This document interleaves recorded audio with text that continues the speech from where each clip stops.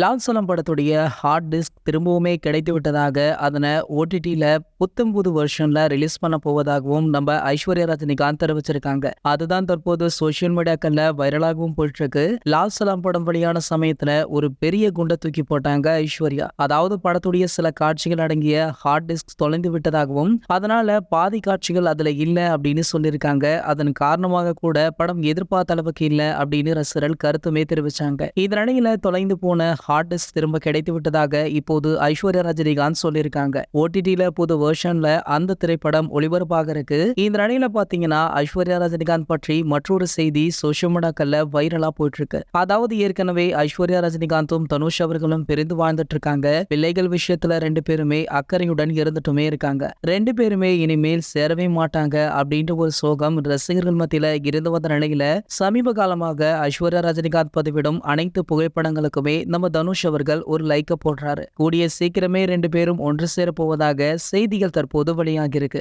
ஆகையால தலைவர் மட்டுமல்ல, தலைவருடைய ரசிகர்களுமே ரொம்ப குஷியில இருக்காங்க. இது போன்ற சினிமா செய்திகளை பத்தி நீங்க உடனே தெரிஞ்சுக்க நம்மளுடைய தலைவர் அப்படின்ற நம்ம சேனலை சப்ஸ்கிரைப் பண்ணிக்கோங்க.